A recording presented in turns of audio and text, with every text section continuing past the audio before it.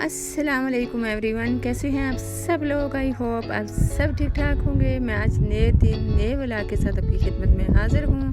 आज मैं अपनी इवनिंग टू नाइट रूटीन आपके साथ शेयर करने जा रही हूँ। एज अ मदर मेरी क्या रिस्पॉन्सिबिलिटीज़ हैं और मैं इवनिंग टू नाइट मेरे क्या क्या काम होते हैं, आप लोगों ने रहना है मेरे साथ साथ। और अगर मेरी वीडियो अच्छी लगे तो प्लीज़ मेरे चैनल को सब्सक्राइब कर दीजिएगा, लाइक कर दीजिएगा और बेल आइकन का बटन भी ज़रूर प्रेस कर दीजिएगा ताकि मेरी हर न्यू आने वाली वीडियो आपको बर वक्त मिलती रहे। और कमेंट बॉक्स में जाके अपनी राय का इज़हार भी कर दीजिएगा, वो भी कमेंट के थ्रू। जी हाँ, तो मैं अब चलती हूँ अपनी रूटीन की तरफ। तो आज मैं जा रही थी जी मार्केट, जो कि मेरे घर से 20-25 मिनट के डिस्टेंस पे है। मुझे असल में छोटे वाले बेटे का स्कूल का स्वेटर चाहिए था, जो कि मुझे पास वाली मार्केट से नहीं मिला। और मैं मुझे जो है ना उसका असल में पिछली जो सर्दियों का स्वेटर था वो इस दफ़ा उसको पहना के देखा तो वो काफ़ी उसको छोटा था और मैं काफ़ी दिनों से सोच रही थी। और आज जो मेरा बड़े वाला बेटा था वो फ्री था, उसका हाफ था, तो फिर उसने बोला कि मम्मा चलें, मैं आपको ले चलता हूँ और हम लोग चल के ले आते हैं। तो बस इस तरह हम लोग फिर आए इस मार्केट और यहाँ से फिर हमने उसका स्वेटर लिया और यहाँ वो फिर एक जगह ले गया था कि मम्मा यहाँ हम अक्सर दोस्त जो है ना जुमा होके गठे होके यहाँ आते हैं पिज़्ज़ा खाने, और यहाँ का बहुत ही जो है ना टेस्टी पिज़्ज़ा यहाँ से मिलता है। तो खैर हमने यहाँ जो है ना उसने और भी काफ़ी सारी चीज़ें मंगवा ली थी। तो यहाँ हमने पिज़्ज़ा एंजॉय करने के बाद हम मेट्रो बस स्टॉप पे आए और बस बिल्कुल खचाखच जो भी बस आती थी वो भरी आती थी। हमने तकरीबन पौना आधा घंटा हमें यहाँ लग गया था।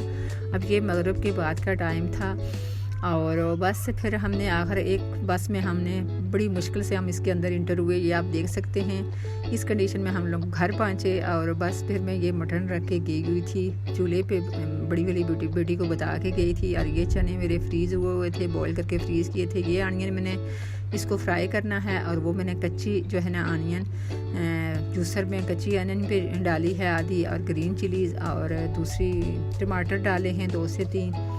और उसके बाद ये जो प्याज मेरे पास है मैंने आपको पतीले के अंदर दिखाई थी, उसको मैंने फ्राई कर लिया था। वो डाल के ये तीनों चीज़ों की मैंने पेस्ट बनाई। ऑयल मैंने थोड़ा सा गर्म किया, ऑयल के अंदर मैंने वो पेस्ट शामिल कर दिया है। अब जो इसमें स्पाइसेस जाएंगे ये 1 स्पून ही इसमें टर्मरिक जाएगी, 1 टीस्पून जो है इसमें रेड चिली पाउडर है, 1 स्पून इसमें सॉल्ट है, 1 स्पून में इसमें चाट मसाला, 1 स्पून ही इसमें जाएगा गरम मसाला।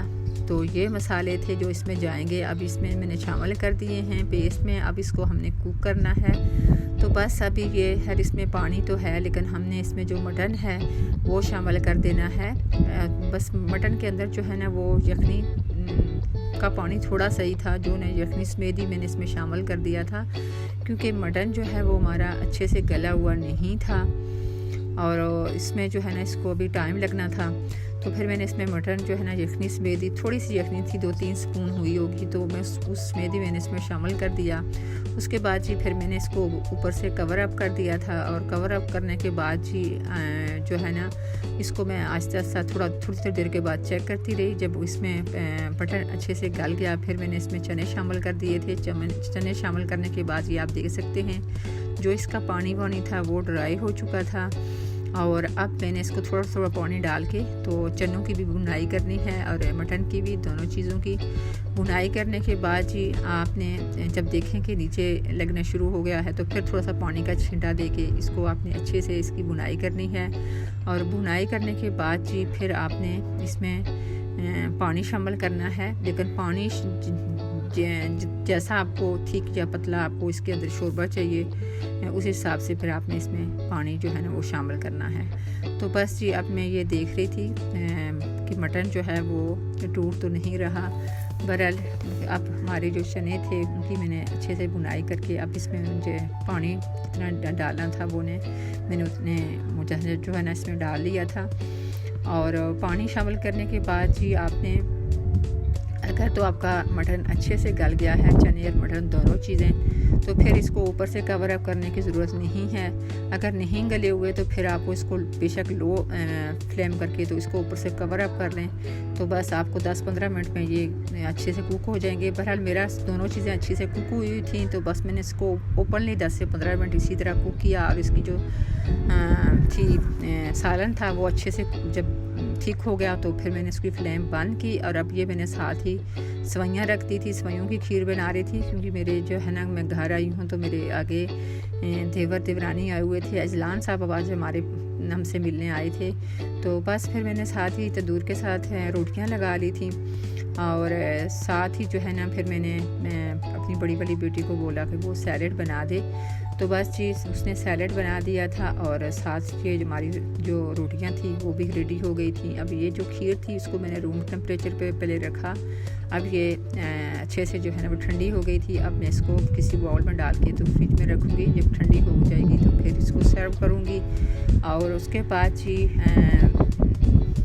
खीर के बाद ये सैलेड था, और सैलेड मैंने बेटी को बोला कि जो भी फल हैं वो भी इसमें शामिल कर दो। और ये यकीन करें बहुत ही टेस्टी, बहुत ही मज़े की ये सैलेड बनती है। इसमें मैंने घर में अनार पड़े हुए थे और अंगूर थे और सेब थे, तो ये तीनों चीज़ें इसमें शामिल कर दी थी। वाइट चने थे मेरे पास बॉयल, वो भी मैंने इसमें शामिल किए हैं। खीरा था, प्याज था, और इसमें टमाटर जो है वो नहीं शामिल किए, टमाटर भी आप इसमें शामिल कर सकते हैं। तो इसके सब चीज़ें शामिल करके मैंने इसमें जो है ना 2-3 लेमन का रस डाल दिया था, थोड़ा सा सॉल्ट डाला, थोड़ा सा दूसरा ब्लैक सॉल्ट डाला, और थोड़ा सा मैंने चाट मसाला डाल के तो इसको जो है वो हमने फिर इंजॉय किया।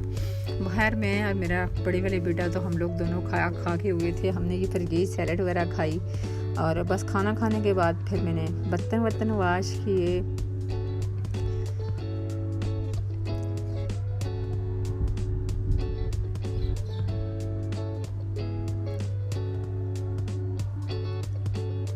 बर्तन भी अगर आप पूरा दिन लगे रहें तो आपके बर्तन जो है ना वो ख़त्म नहीं होते। अब ये मेरे बर्तन जो हैं वो वॉश हो चुके थे।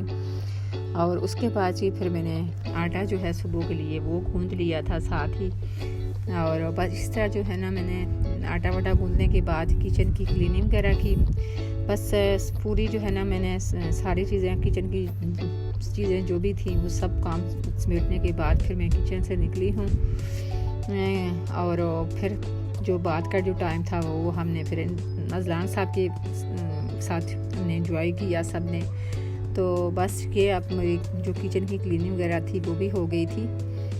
तो बस अब जो है किचन विचन मेरा अच्छे से हो गया था साफ़। उसके बाद जी हैं हमारे अजलान साहब, तो ये ना टोपी पहनते हैं और ना ही ये सॉक्स पहनते हैं। अब ये सॉक्स उतार रहा था, तो बस जी अब अजलान साहब के जाने का टाइम है। और उसके बाद मैं छोटे वाले बेटे के कपड़े आयरन करूँगी। तो ये था मेरा आज का व्लॉग। अगर अच्छा लगा हो तो प्लीज़ इसको ज़रूर लाइक शेयर कर दीजिएगा अपने दोस्तों फिर भी फ्रेंड्स में अपनी दुआओं में याद रखिएगा। इंशाल्लाह नेक्स्ट व्लॉग में एक नई वीडियो के साथ आपकी खिदमत में हाज़िर होंगी। तब तक के लिए अल्लाह निगहबान।